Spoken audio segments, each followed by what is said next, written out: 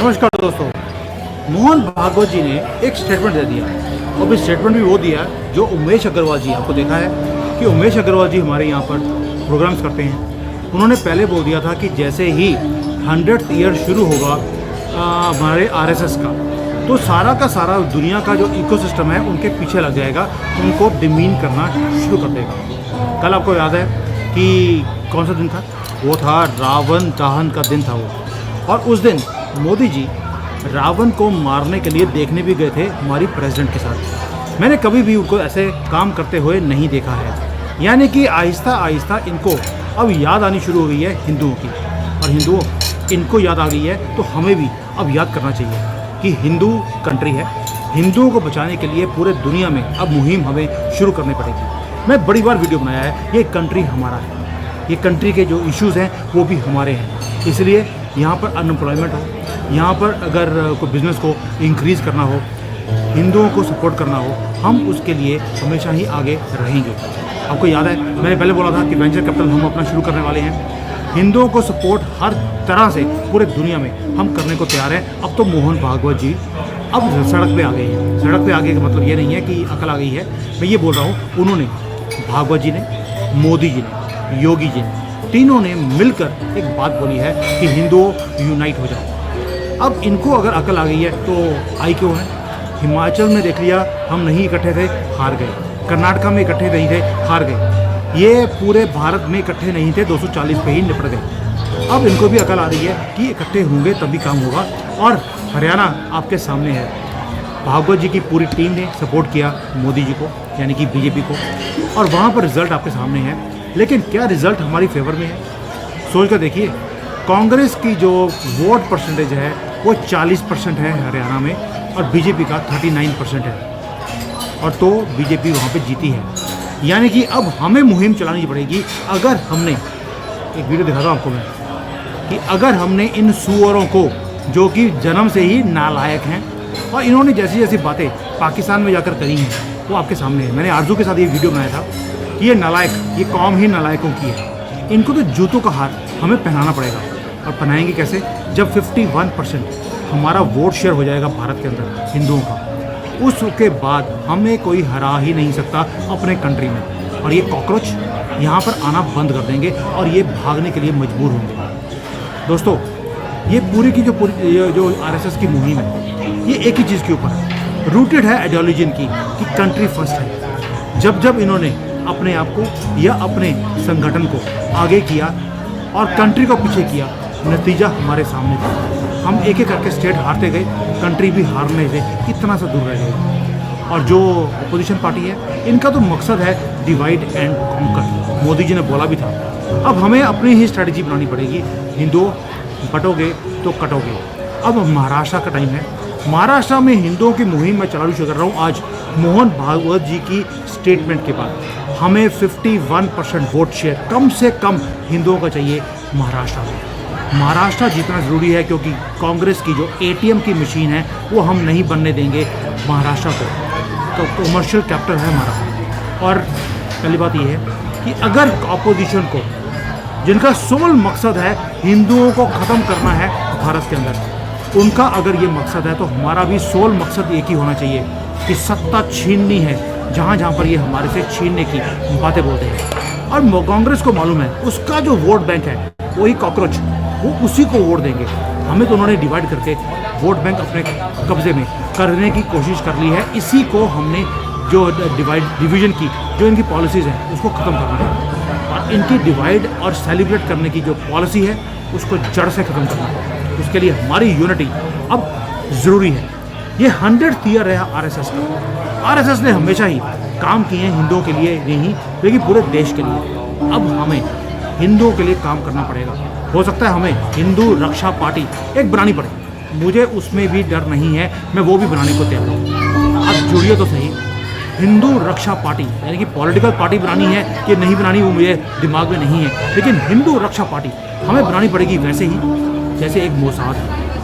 RSS ने कभी लड़ाई वाला काम नहीं किया। जैन हूँ तो भी ये बुला रहा हूँ मैं कि हमें अब इन राक्षसों का वध करना पड़ेगा। बेशक वो कांग्रेस है, वो अपोजिशन है, वो केजरीवाल है, वो ममता है, वो कॉकरोच है, वो बेशक सुप्रीम कोर्ट के ही हमारे बिके हुए जजेस क्यों ना हो, इन सब का वध हमें करना पड़ेगा। ये फिजिकल वध की बात नहीं कर रहा, वध तो हम एक उंगली से कर सकते हैं, और कृष्ण जी ने तो इस उंगली पे गोवर्धन उठा लिया था, हमारा तो यही उंगली बहुत बड़ी होती है, और ये उंगली जब हम उठाते हैं इनको सुसु आ जाता है, तभी ये बोलते हैं ये सुसु आ रहा है, हमें जाना है। दोस्तों डिवाइड होंगे, हम फेल हो जाएंगे। हिंदू रक्षा पार्टी हमें बनानी पड़ेगी, वो बेशक है हिंदू पाकिस्तान में हो, भारत में हो, वो बांग्लादेश में हो, कहीं भी हो, इन सब की प्रोटेक्शन के लिए हमें काम करना पड़ेगा मोसाद स्टाइल में। अरे भाई मोसाद 20-20 साल फॉलो करता है उन लोगों के लिए जिन्होंने उनको तंग किया, छोड़ता नहीं है, घर में जाकर पेजर भी फाड़ देता है, और उनका नीचे वाला हिस्सा फट गया है, ऊपर जाके क्या करेंगे वो आप समझ सकते हैं। यानी कि अब एक ही मकसद है कि जब तक हमारे पास पावर और मनी, ये दो चीज़ें नहीं होंगी, हम इस संगठन को बड़ा नहीं कर सकते, अपने देश को बड़ा नहीं कर सकते। इकॉनमी का काम हमने मोदी जी को दे दिया कि आप पूरा का पूरा इकॉनमी को आप संभालिए।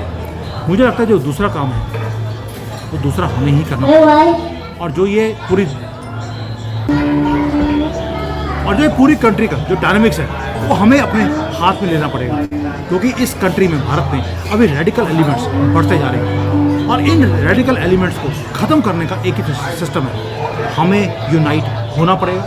अपने लीडरशिप, हमें मोदी जी अच्छे लगे ना लगे, हमें भागवत जी अच्छे लगे ना लगे, हमें इनके पीछे लगना पड़ेगा। भाई आपने कभी देखा है कि ओवैसी को मुसलमान गालियाँ निकाल रहे हैं, लेकिन आपको आधे से ज़्यादा हिंदू भागवत जी को और मोदी जी को गालियाँ निकालते हुए आपको दिखाई देगी। यानी कि अब टाइम है हमें यूनाइट करने का। अब इनको अकल आ गई है, इनको अकल आ गई है भागवत जी को।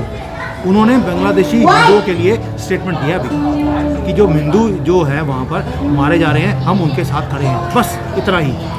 क्या भारत में तो प्रदर्शन हुआ कि हिंदुओं के साथ जो कुछ हो रहा है, बांग्लादेश की जो एम्बेसी है उसके बाद जा खड़े होकर हमने को प्रदर्शन किया हो, और भाई हमारे ऋषि मुनियों ने या हमारे किसी संत महात्मा ने कोई स्टेटमेंट इनके खिलाफ बोल दी, इनके कॉकरोचों के खिलाफ, पूरे भारत में प्रदर्शन है कि सर तन से जुदा कर देंगे।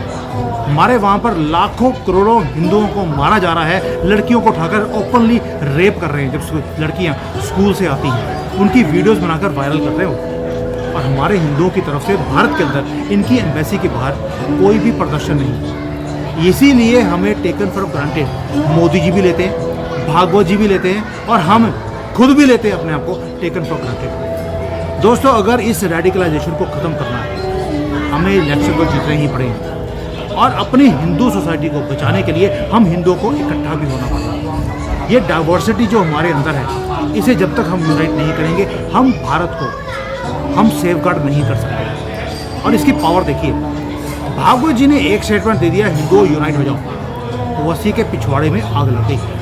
उसे बोला भागवत जी ने यहाँ पर दंगे कराने के लिए ये स्टेटमेंट दिया है, मतलब कि भागवत जी ने यूनाइट होने के लिए बोला हिंदुओं को, इनको आग लगती है। जब ये बोलता है रोज़ कि 72 तरह के कॉकरोच हैं मुसलमान, 72 तरह की किस्में हैं, जब उनको बोलता है इकट्ठे हो जाओ, हमने यहाँ पर शरिया लागू करना है और इसे इस्लामिक कंट्री बनाना है, तब इसको लगता है बड़े प्रेम का मैसेज दे रहा है। जब ये बोलता है कि 100 करोड़ हिंदुओं को हम हिंदू कंट्री में ख़त्म कर देंगे, तब इसको लगता है प्रेम का ये पुजारी है। लेकिन भागवत जी ने यूनाइट होने के लिए हमें बोल दिया, इसे आग लग गई। दोस्तों आप समझ सकते हैं यूनिटी में ही स्ट्रेंथ है, और ये स्ट्रेंथ हमें दिखानी पड़ेगी अपनी कंट्री को, अपनी लैंग्वेज को, अपने इसको कल्चर को, सोसाइटी को बचाने के लिए। वरना उनका प्लान पक्का है। राहुल गांधी को एक बार प्रधानमंत्री अब बना कर दिखाइए, उसके बाद वो बताएगा आपको कि हिंदू जय श्री राम बोलता कैसे है। आपको मालूम नहीं है कर्नाटका के अंदर हिंदुओं को पानी खरीदना पड़ता है, मुसलमानों को फ्री मिलता है। दूसरा, वहाँ पर जय श्री राम जो बोलता है उसको बोलते हैं ना ना ना ना अल्लाह कुत्ता, वो बोलिए, ये बोलना पड़ेगा आपको। तो ये है अल्लाह बकरी, अल्लाह कुत्ता, अल्लाह गधा, और अल्लाह वहाँ पर इवन सुअर आपको बोलना पड़ता है। लेकिन आप जय श्री राम नहीं बोल सकते, और यही चीज़ पूरे भारत में होगी अगर ये कांग्रेस कभी आ गया। ये जो पोलराइज करने की कोशिश कर रहे हैं, ये एक ही चीज़ का मकसद है, आपको काटना है। आप कटने के लिए रेडी हैं, आपकी मर्जी है, मैं कटने नहीं दूंगा। हिंदू रक्षा पार्टी बनानी पड़ी, मैं बनाने को तैयार हूँ। मेरा कोई पॉलिटिकल एक्सपीरेशन नहीं है अभी, लेकिन जिस दिन मुझे लगेगा ये बनाना पड़ेगा, I am going to do that also. उसके लिए मुझे ना ओवैसी चाहिए ना मोदी चाहिए, मुझे वो आदमी चाहिए जो हमारे साथ खड़े होकर हिंदू कंट्री के लिए आवाज़ उठाए। हमारा ये हिंदू राष्ट्र था, है और हिंदू राष्ट्र ही रहेगा। उसके लिए हमें ही इकट्ठा होना पड़ेगा। और ये मैसेज आप सब सनातनियों के लिए है कि आपका काम एक ही है। सनातनी और हिंदू में फ़र्क है। सनातनी वो है जिसे पता है ये मेरा कंट्री है, मैं इसके लिए कुछ भी करने को तैयार हूँ। और हिंदू वो है जो अभी भी सेकुलर के नाम पर इन्हीं के साथ खड़ा है, इन कॉकरोचों के साथ, इन कांग्रेसियों के साथ, इस ओवैसी के साथ। और भाई मैं कल वो वीडियो बना रहा था, मुझे शर्म आई सुनकर जब और आरजू ने बताया कि जाकिर नायक ये नालायक जब भारत में होता है तो हिंदू जाके उसके पैरों पर हाथ लगाते हैं कि बहुत बड़ा स्कॉलर है। ये हमारे हिंदुओं की प्रॉब्लम है और ये हमारी पीठ पे छुरा भोगते हैं। आप रेडी हैं इसके लिए? मैं रेडी नहीं हूँ, इसी के लिए ये वीडियो बनाया है। भागवत जी को अकल आ गई, आपको भी अकल आ जानी चाहिए। It is high time we start securing our country. मैं रेडी हूँ, आप है कि नहीं? कमेंट में डाल देना। और जय श्री राम ये लिखना मत भूलना। Thank you. जय हिंद, वंदे मातरम, जय श्री राम।